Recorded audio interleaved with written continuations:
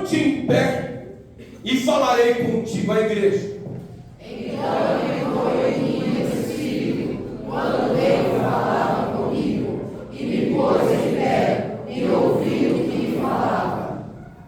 Podemos aceitar aí, meus amados? Dando glórias a Deus, misturado com aleluia. Aqui não é outro lugar senão a casa do papai. Louvado e engrandecido é o Cordeiro de Deus. A gente vai narrar alguma coisa aqui para falar da vocação de Ezequiel.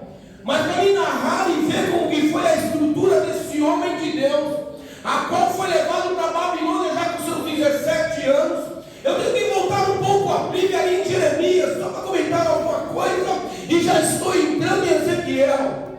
No livro de Jeremias, se você for narrar ou ler ele todo, você vai ver várias vezes neste livro o Senhor chamando a atenção de Israel. Levantou Jeremias para falar com os reis e para que eles entrassem num acordo, para que entrassem numa posição, porque Jerusalém, ou seja, já estava entrando num declínio espiritual. Estava indo adorando a outros deuses, estava esquecendo da glória do Senhor, estava esquecendo de tudo aquilo que o Senhor tem feito na vida de Israel quando tirou lá do Egito. Esse povo estava caminhando em meio a esmo e começou a adorar a outros deuses. E eles se esqueceram da aliança que fez com o nosso Deus. Ali no livro de Êxodo, a aliança. Quando se fez com Deus, enquanto houver aliança no céu, eu serei o seu Deus. Ou seja, nós somos a noiva de Cristo. Aleluia. E o nosso Senhor é o nosso marido. E Israel estava andando decoradamente. E aqui Jeremias foi levantado, já vou correr um pouco, para ver se eu chego lá em Ezequiel 37. E aqui Jeremias agora foi levantado de uma maneira para exortar a Israel, para que ele voltasse para Deus, se arrependesse dos seus maus caminhos, para que Deus pudesse continuar abençoando a Israel. Mas quando chegou na época do rei Zedequias, ele não deu ouvido a Jeremias. Ele mandou Jeremias para o calabouço. E Jeremias ainda falou: os babilônios vão vir, se rendem a ele. Talvez o Senhor ainda age, que ele te ajude. Zedequias não deu ouvido. Foi para o calabouço, ou seja, Jeremias foi para o calabouço. E agora vem a Babilônia com o da ajudar. E entrando agora começa a pegar principalmente os príncipes, que são os filhos de Zedequias. E pegando os príncipes, começou a derrubar, ou seja, levou cativo Zedequias também, porque não queria pagar imposto. E foi levado para a Babilônia. E na Babilônia foi furado os olhos dos filhos de Zedequias. Na frente dele ele foi morto, degolado. E os olhos dele foram furados, para que ele não visse mais a glória do Senhor. É até o inimigo das nossas almas, como foi comentado no dia de hoje. Não está brincando de ser inimigo, ele quer carregar o máximo possível. Se possível, não está tirando dentro da igreja, você tem uma noção. Tem crente desviado dentro da igreja do Senhor, que não está prestando culto, como está em Romanos 12, um culto santo, agradável aos olhos do Senhor. Porque tem crente que aqui, olha, eu vou falar, Senhor, eu vou falar, calma. Tem crente, meus queridos, que está tocando a glória de Deus, estão indo em outros terreiros. Quando eu falo assim, você me entende, né? Está buscando as coisas no terreiro para consultar como que vai a tua vida. E sabe que Satanás não perde a oportunidade. Ele já começa a ajudar dessa maneira, para enfraquecer o crente na sua jornada. É o que ele vai fazer neste momento com Israel. Que logo após que acontece nisso, Nabucodonosor destrói a cidade de Jerusalém, derruba os seus muros, e ele pega dos mais preciosos que tem lá em Israel. Ele destrói as colunas que sustentam o templo do Senhor, que Salomão construiu. E quando se fala uma coluna, meus queridos, é uma coisa espiritual que o Senhor não te falar. Tem gente que está perdendo a vontade de buscar ao Senhor. Tem crente que está perdendo a vontade de adorar a esse Deus que fez os céus e a terra e tudo que nele há. E Jeremias, agora vendo tudo aquilo, veio um tal de Neubá. É até complicado, eu tive que escrever, deixa eu falar aqui, para mim não complicar o general. Olha, para você ver, é complicado falar. E esse rapaz, ele vem destruindo tudo, ou seja, junto com os seus soldados, e liberta Jeremias. E Jeremias agora, ele vê do alto, de lá de cima do morro, a cidade pegando fogo e os muros caídos, a qual Jerusalém glorificava, que os muros são para a nossa proteção. E o templo do Senhor é onde que nós estávamos adorando. Eles estavam adorando mais o templo do que o próprio Deus que não tem. E Deus permitiu que destruísse seu templo, só para você ter uma noção. E esse caboclo soltou Jeremias. E vira-se abaixo e vai para a Lamentações de Jeremias, que leva o seu nome. Jeremias agora sobe no seu alto sublime morro em Jerusalém. E como ele é chamado, o profeta chorou, ele começa a chorar, meus queridos. Ele começa a lamentar e falar de todas as lamúrias que aconteceu com Jerusalém, com Israel que não deu ouvido, com a morte espiritual que estava se afastando. Mas estava achando que em cima daquele monte ele estava se lamentando de tudo. Até que ele pega e comenta lá em Lamentações 3:29. 3:22 fala que a misericórdia do Senhor são as causas de nós não sermos consumidos. Mas 3:29 ele fala: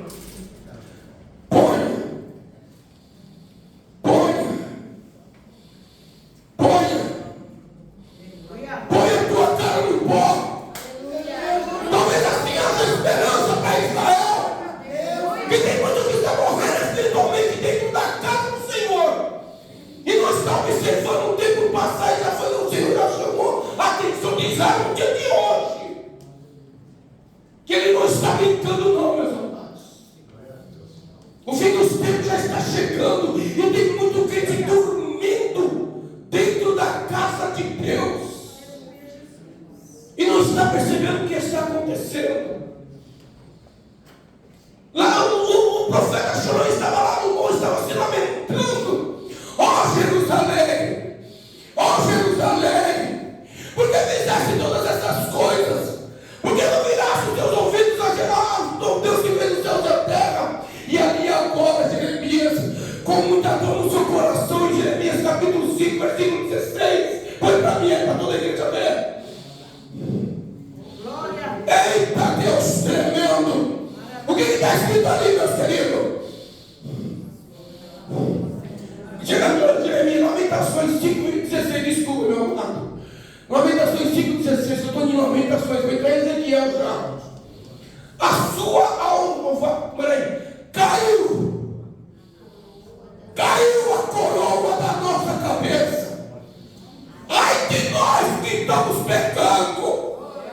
Caiu a coroa. Jeremias estava chorando e olhando para Jerusalém e lamentando essas palavras.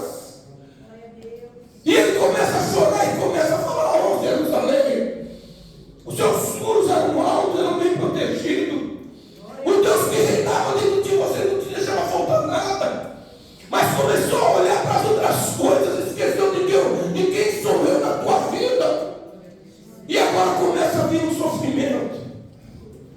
Nabucodonosor começa a carregar aquele povo judeu para a Babilônia.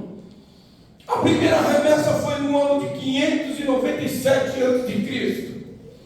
E ele leva os nomes, principalmente nessa primeira demanda, ele leva Daniel, Sadraque, Mesaque e Abednego, que vai ficar lá de perto do trono dele. E mais para frente um pouquinho, ali em 500, deixa eu ler aqui, em 605 a.C., ele começa agora a levar mais de 10.000 judeus para a Babilônia. Dos que ficaram ali em Jerusalém, passando problemas difíceis e necessidades, passando problemas difíceis espiritualmente falando. Muitos estavam passando dificuldades. Jeremias, quando estava naquele monte, ele estava lamentando isso, porque foram levados seus maridos para a Babilônia e ficou as esposa e os filhos, os moleques chorando, em meio a Jerusalém. E agora aqui no capítulo 1 de Ezequiel, ele já começa a narrar. Ele começa a falar da dificuldade de Senhor, levanta Ezequiel. Ezequiel, ele estava na beira do rio Quebar, maçando aquele barro no meio do rio e olhando as dificuldades do povo judeu que estava passando. Muitos estavam passando necessidade, dificuldades. E ainda teve um que ainda pediu, mas por que não louvam o Senhor? E muitos deles falavam, como vamos adorar numa terra longínqua? Salmo 137. Eles penduraram a arca e deixaram de adorar a Deus, porque a tristeza de Jerusalém naquele momento era tamanha que eles não tinham forças para adorar, só estavam se lamentando. E agora Ezequiel começa a ser levantado e estava no meio daquele povo, e Deus fala para Ezequiel, põe-te de pé, porque Ezequiel estava prostrado, que eu vou falar contigo, Ezequiel. Vou te mandar no meio daquele povo para Ezequiel de coração duro. Eu vou te mandar você no meio daquele homem de coração duro que são rebeldes. Cada rebelde eles são. Eles não vão dar ouvido para a tua palavra. Fala a tua verdade. Doa quem doer. Ouça quem quiser, mas fale o que eu estou te mandando, Ezequiel. Ezequiel, fale o que eu te mando. Eles podem não dar crédito, mas para a minha justiça chegar em Jerusalém, precisa fazer essas coisas. Ezequiel e vai falando, e o povo começa a se animar um pouco ali no capítulo 3.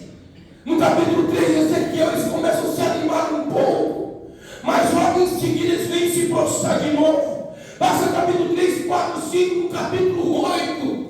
Ezequiel está sentado na frente da sua casa e conversando com os anciões, e de repente o céu se abre e mostra para Ezequiel, Ezequiel, a primeira vez eu te coloquei de pé, Ezequiel, agora eu vou te levar pelo cabelo, Ezequiel, até Jerusalém, para você ver como está a vida espiritual do meu povo, Ezequiel. Esse Ezequiel é levado em espírito, e ele começa a mostrar o ato do Senhor. Eu não vou entrar muito aqui, que eu vou olha, você pode falar, Senhor? Pode. E ele começa a levar o Ezequiel no ato do Senhor, onde tinha aquelas mulheres que estavam chorando em frente ao templo do Senhor, e estavam adorando a outros deuses, e não estavam se importando com o Deus de Israel, e nem com a situação de Jerusalém. Estavam buscando a outros deuses. E Ezequiel começa a ver aquele Deus falando, você vai ver coisa pior, Ezequiel. Isso aí é pouco ainda. E leva Ezequiel agora para dentro do templo e vê os anciões. Tudo de costa para eles. E atrás de Ezequiel, tudo de costa adorando a outras estátuas de outros deuses da Babilônia. E se esquecendo que estavam adulterando diante do Deus que fez os céus e a terra e tudo que nele há. Nós somos a noiva de Cristo, meus queridos. Nós fizemos uma aliança com Deus. E o povo estava traindo Deus com outros deuses. E Deus, Senhor, não tem dado a sua glória para ninguém. E coisas piores ainda você vai ver, Ezequiel. E Ezequiel começa a ser transladado para um lado e para o outro. Os tempos foram se passando, agora chega, eu vou pular lá na frente, porque o tempo já está indo rápido. Eu quero chegar em Ezequiel 37. Mas em Ezequiel 23, vai falar de duas irmãs, meus filhos. Duas irmãs chamadas Aoloá, é até complicado falar. E Aolipa. Aoloá significava Samaria e a Oliva significava Jerusalém. As duas irmãs estavam se prostituindo, mostrando as suas nudez para outras pessoas, meus queridos. Eita, Deus tremendo, aleluia. É, papai, que eu estou falando, papai. Eu estou falando. E ali estavam essas duas irmãs mostrando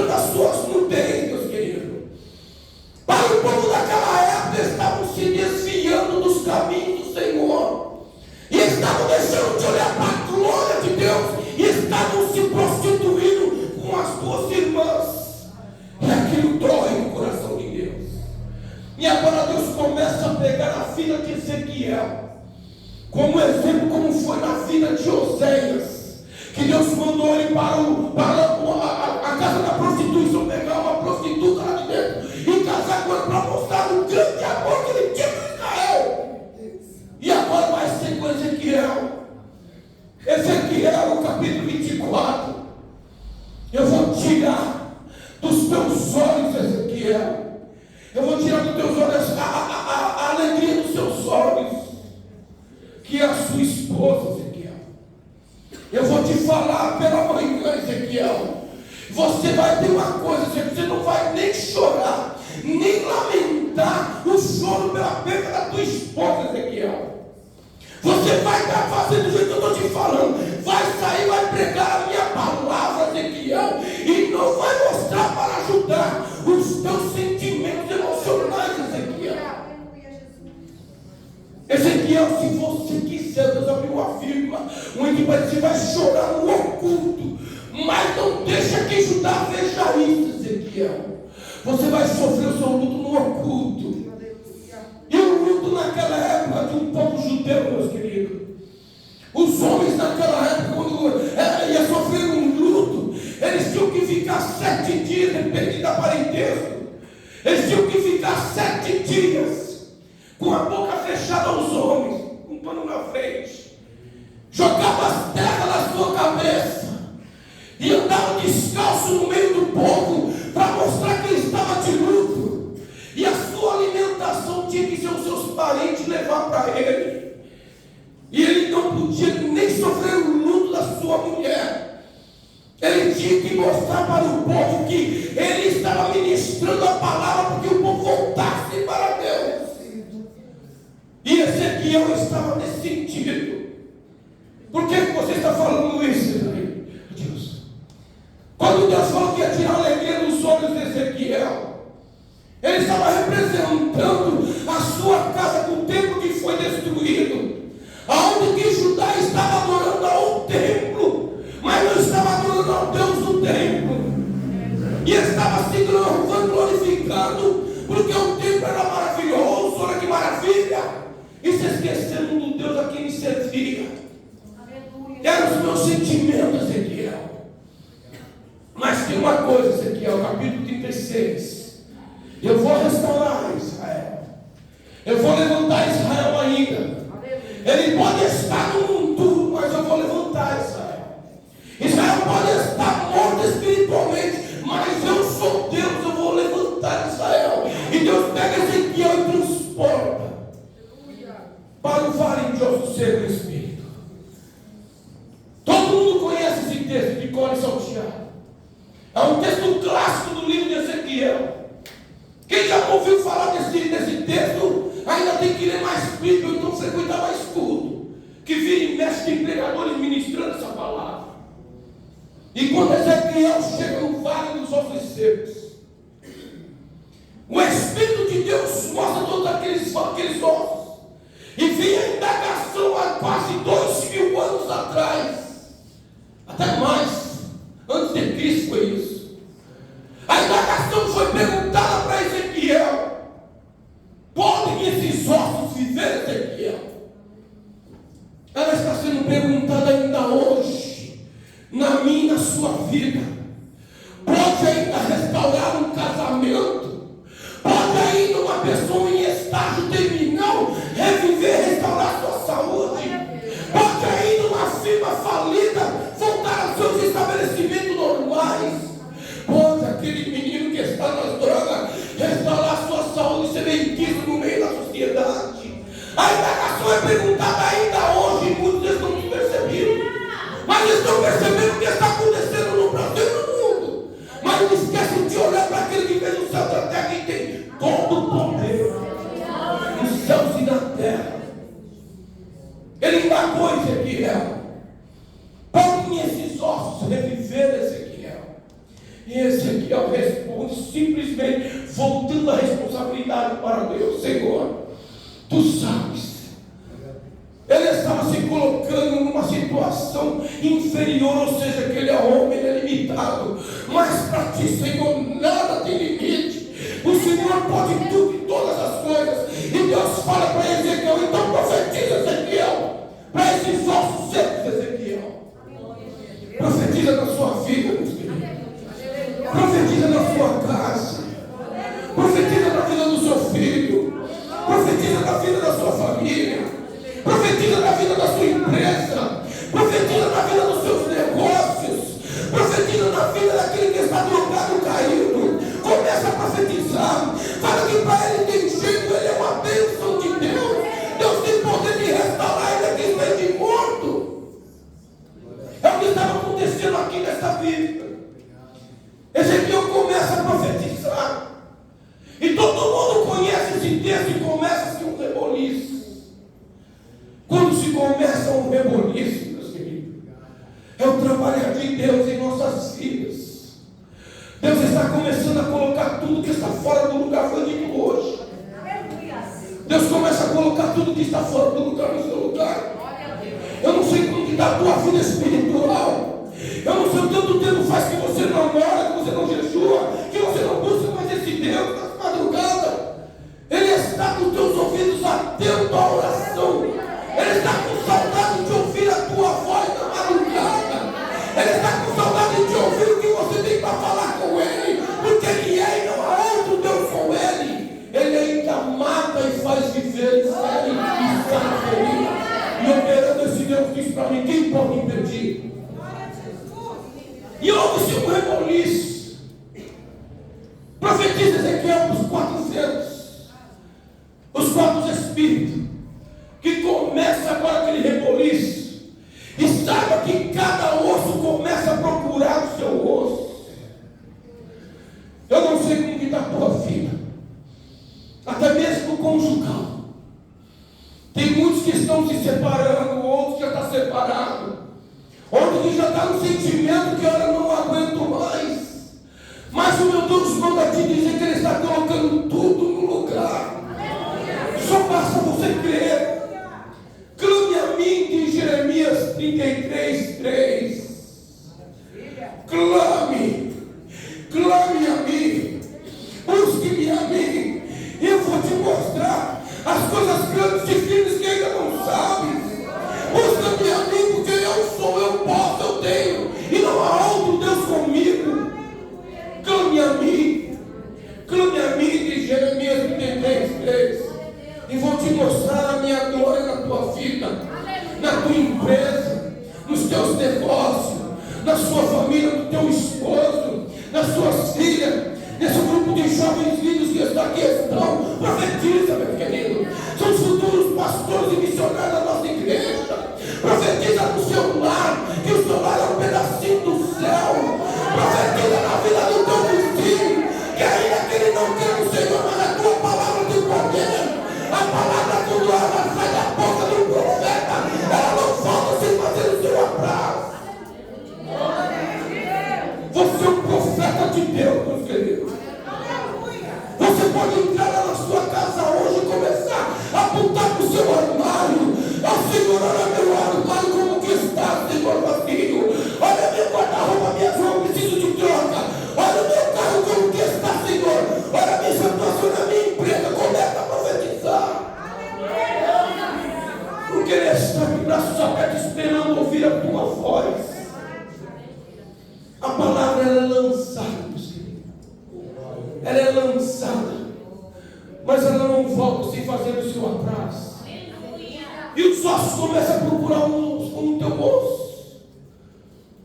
Se o teu parceiro já saiu de casa, se aquilo que você está fazendo parece que não tem jeito, se na situação da sua casa, da sua família, parece que o Senhor esqueceu de passar lá, não, Ele está lá dentro. Mas Ele está esperando uma atitude minha e sua. Esses dias eu e minha esposa, vamos fazer um propósito de oração. Vamos buscar a Deus pelos nossos filhos, que nós temos um nome para eles. Eu tenho 2 com a Paula, mas ela tem 2 de outro casamento. Aí eu comecei a orar pelas filhas dela e orando pelos nossos filhos, para que o Espírito de Deus abra os caminhos, abra a sua mente, coloque numa posição, numa profissão, para que eles possam crescer e se sustentar e criar família. Ele não está brincando, foi falado hoje. Ele quer desestruturar a sua família, principalmente no comodismo. Quanto crente que está incomodado com a situação que está vivendo? Quanto crente que não está se incomodado com um dia do amanhã, que não se importa do jeito que vem, tá bom, do jeito que vai estar legal? Não, Deus tem coisas boas para te dar. Deus tem coisas boas na sua vida. Você ainda vai comer do melhor do fruto da terra. Começa a profetizar isso na vida dos teus parentes. Você é uma bênção de Deus. Eu vejo você como empresário, eu vejo você como uma doutora, eu vejo você como isso. Começa a profetizar que tudo que sai da boca, principalmente dos pais, ela tem grande poder na sua palavra. Amém, meus queridos? Eu poderia esticar mais, mas o negócio está avisando ali que a vinda do Senhor está mais perto do dia em que aceitamos a fé, né, irmão Jefferson? Está avisando ali, o Senhor está voltando. Começa a chegar a Ele, Tiago 4, versículo 8. Chegai-vos a Deus, e Ele chegará a vós, a limpai os vossos corações de duplo ânimo. São as pessoas que não têm firmeza naquilo que faz, que fala, não tem atitude para fazer alguma coisa. A partir de hoje, como ministro do Senhor, eu ministro na sua vida atitudes que você vai tomar na sua vida, que vai mudar totalmente o quadro da tua situação. Eu ministro na sua vida bênçãos do Senhor, como ministro que me foi tocado nesta noite, que tudo que sai da sua boca vai ser uma bênção. Começa a falar para a tua família que ele vai ser um empresário, que ela vai ser bem-sucedida, que o seu casamento vai ser restaurado, que a sua mãe vai ser sarada, que a sua família vai ser restaurada, em nome do Senhor Jesus. O Senhor me colocou no coração agora, porque tem muito que está desanimando. Tá bom, Senhor, vou parar. Tem muito que está desanimando na jornada, diante de tanta dificuldade, já está pensando em ir ali no vizinho pedir uma consulta, para ver como que está a sua vida. Faz isso não, meus queridos. Aqui no Jardim Elma, Israel, há um Deus que é tudo pode na minha e na sua vida. Amém, meus queridos? Que o nosso Senhor e Salvador Jesus Cristo continue abençoando a igreja de meu Senhor, até que o mesmo o venha. Meu pastor.